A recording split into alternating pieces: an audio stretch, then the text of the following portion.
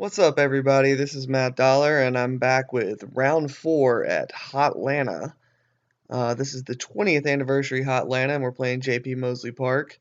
So this is the chase card. We've got John Matlack, Josh Childs, Matt Dollar, all three back from the lead. And joining us is also 15-year-old prodigy team member Issac Robinson. Oh, go straight up in the air. Slice and dice and cruising. Matlack had the hot round for round number 3. He shot a 50, which was 11 under. Josh looking fresh in that new jersey, but tossed it right into that first tree. You do have to play it really close to that tree if you throw the backhand. I go with my thumber again. Almost managed to skip it in the hole. Issac just has amazing touch. He throws a disc on a little bit of hyzer, and it just never wobbles or anything. It just goes on that line that he puts it on. So he was throwing a putter there off the tee. So Josh has got a long way to go to save his par. Even though it's a short hole, he's left himself a pretty tricky position. Go. And that's not going to make it any easier. He definitely doesn't want to start this round off with a bogey on one of the easiest holes on the course. So Josh really trying to buckle down here. Yeah, good putt, JC. He really just grinds that one in there. I'm right here. That's what a good player does when they have a bad shot and then a bad kick. They gotta get up and grind it out and save that par.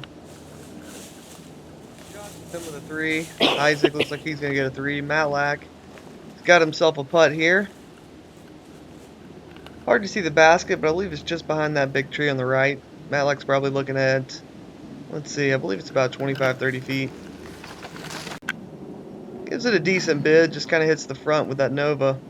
I went a ways past it, actually. Good putt, buddy. Kind of stuck me in a weird spot, ended up putting with the spike.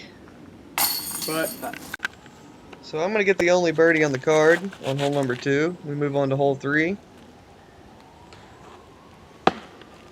Hole number 3, all you can do is hit that gap moving left and hope you get by all those trees. I hit the gap pretty good, but caught one of the first trees around the corner.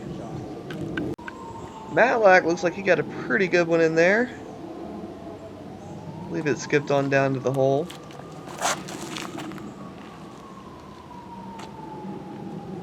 This one also looks really good. Beautiful skip there on that one for Josh.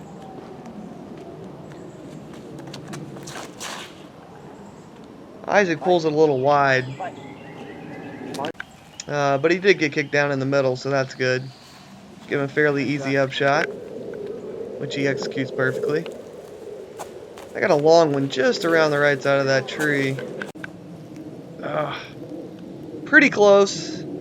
Dead center, just a bit low. Matlack knocks it in there for his birdie. And now Josh has this left for his.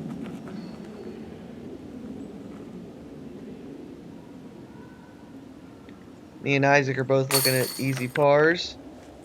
Josh and Matlack grab their birdies, and we move on to hole number 4. That 280-foot weird right turn. Everyone looks to be taking the same backhand and hyzer route around that first tree. I'm going to go with my compass again. See if I can lock it up one more time. Looks pretty much identical to last round. Hold the phone. Stop the press. Issac Robinson just threw that backhand on the inside route. That's the first time I've ever seen anyone go to the right of that tree with a backhand on purpose. That was dirty. In fact, he was able to get so clean, so much distance off going the inside route, he went way past the hole. wow. Oh, how unfortunate. He's so close to making that long comebacker, too. It's always a bummer when you throw 2 really good shots on one hole and still don't manage to get a birdie. Good putt. Josh did find his birdie, though. Matlack will just settle for par, and my compass was right there by the basket like last round. So we move on to hole 5. Josh quick draws, and not really sure what happened to his up there. So I'm going to go with the thumber here again, because it worked so good last time. Just got a little lazy on my thumber. Didn't really pull through across my body like I was supposed to, and defeated the whole purpose of throwing a thumber on this hole. Whole idea is just throw it to keep it safe and hit the middle gap and give yourself a putt. Isaac throws one. Looks pretty good. Turns a little to the right. Shot. So I've only went like 100 feet off the tee at most. Throwing my Cenas here on the upshot. Looks like I landed it pretty close to the basket. So I guess Josh must have hit a tree because he's over on the left side. Then he hit another tree. Matlack with the long look at birdie isn't able to convert. So Josh needs to hit this one just to get his par. Definitely not a hole you want to bogey. He's really taking his time here, trying to grind this one out.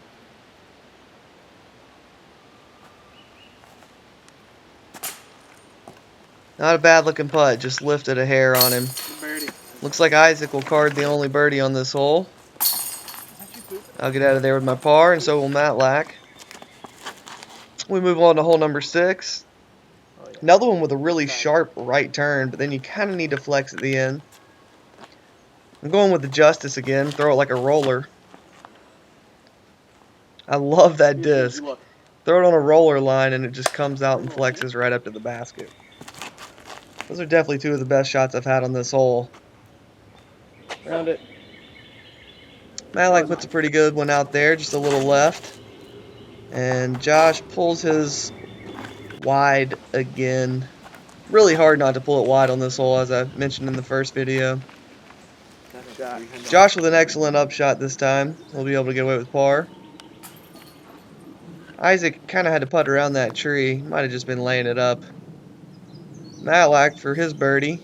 Got a little straddle putt. Lining it up with the Nova. Matlack makes good on his birdie. As do I. Josh and Isaac both in for par, and we'll move on to hole number 7, where I'm going with the big hatchet roller again.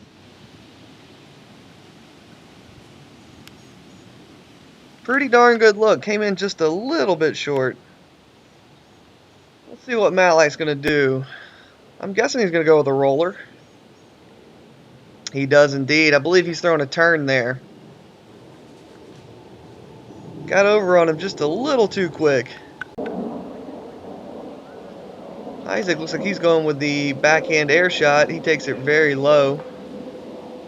What you have to do to get under those branches, but it's just so hard to get a backhand air shot in there.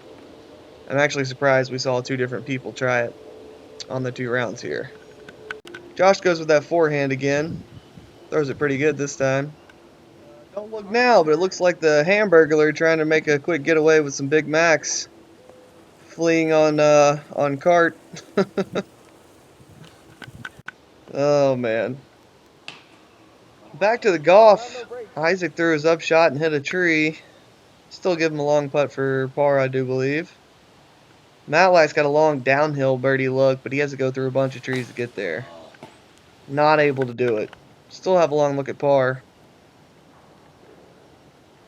Josh has got probably a 40-foot uphill putt, maybe a little bit around this tree. He lands it right by the basket. Nice safe bid. If you airball that one on a hyzer line, it'll roll back down the other side there, so you got to play a little safe. I have to putt with some anhyzer around a tree here, so I'm going with the spike. Just did not get the anhyzer needed. Matlack trying to save his par. Not able to do so. But Isaac is able to make good on his par, as am I with my judge. And we'll move on to hole number 8, the first of the par 5s. There I am going with the defender off the tee. It's a pretty good shot. A little more conservative than I wanted to be, but after not birdieing this the first round, I wanted to just make sure I got one out there in the open. Yeah. Isaac puts a good move on this one. That's a good one. Skip. That's a very nice drive. Almost to the sewer. Puts him in pretty good position to go for the green on his second shot. Boy, Josh just really like it was going in that wall of trees, but he had just enough Anheuser angle to flex right out in the open, and it looked a little left, but I think he's probably fine because they're pretty big cutout over there. That is a bomb right there. Matlack's going with a metal flake Oh, turn. man, she ain't coming in time. That's a lightweight. Lots of chatter on that shot. Looked like he turned it over a little too much. Go to hyzer, it really would have went so far. So there he is. He's first out to go. Throws a pretty good shot. A little tight left. I'm actually trying to land short of the path, but I skipped just past it.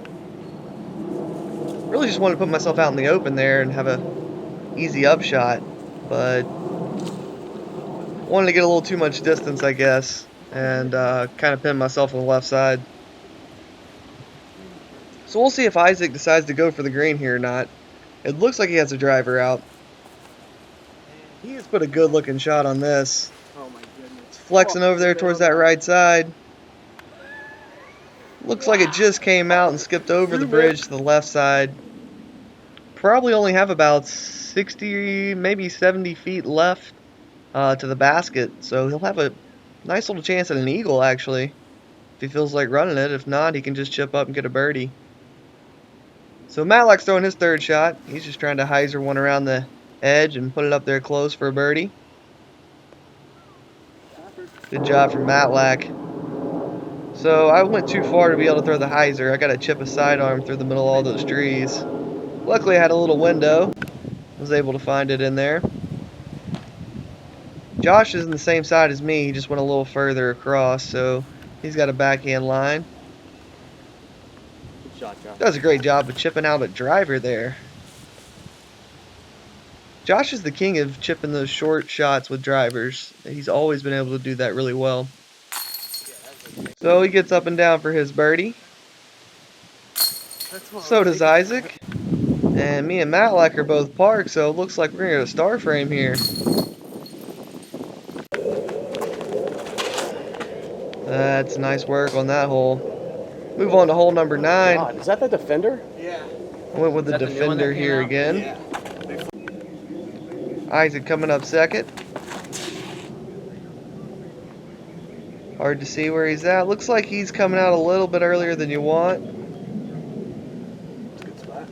Pretty good drive, though. He'll have an easy chip around to give himself a chance at throwing up there for birdie. Josh goes a little low, which is the one thing you don't want to do on this hole.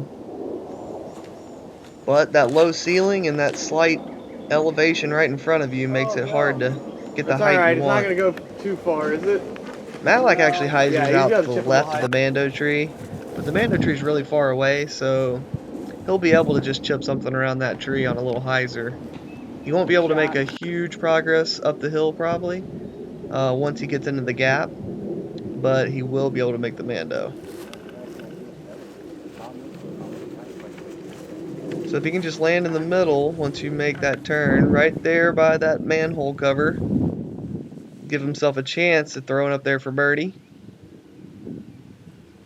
Issac has a little bit of unorthodox action in the beginning of his setup when he throws his shots, but he seems to do it really well.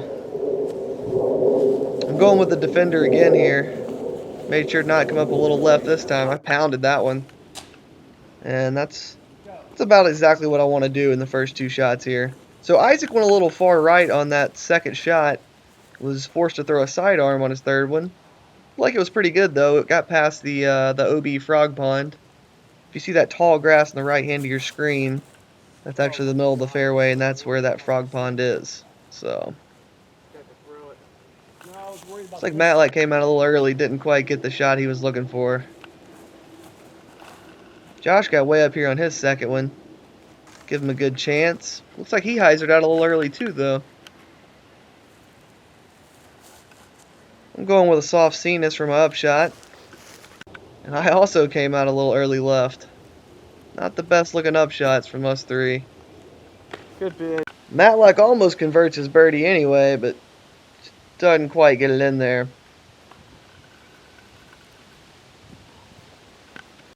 Josh almost makes his. Looks like all four of us were over here on the left side.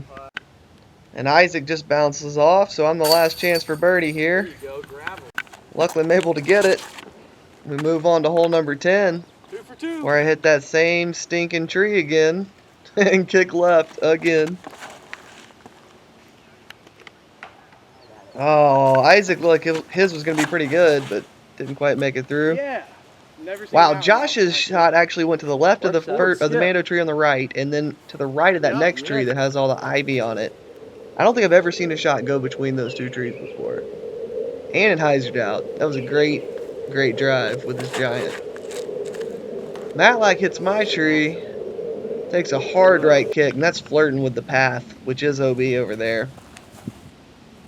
Isaac gets a little risky and goes between those trees on his upshot, so he can still throw the hyzer. Still skips out a little far. So I'm going with the compass. Tried to throw it up in the air, and the wind just kind of beat it down. It was still a long way to go. I should have probably clubbed up. So Matlack is over here in this this little forest area, and he's not out of bounds, so that's good news for him. But he doesn't have anything from in there, that's for sure. I think he's gonna have to try to chip a sidearm out. And there it comes out of there. That's a pretty good out for Matlack. I'll give him a look. I'm putting for par from 70. Yeah, why not? Dead center low again. So another bogey on this hole for me. Yeah, Josh. Josh cashes in the big birdie. That's a great hole to get a 2 on. Especially when everyone around you is taking 4s, like me and I. Matlack with the last chance. Takes his bogey also. So we got 3 4s and a 2 on that last hole. And that's going to end this 9-hole showcase. And we will have the final 9 for this chase card coming up very soon. Thanks for watching, guys, and I'd like to thank Carla Seward for filming and Latitude 64 for my discs. And thanks for watching.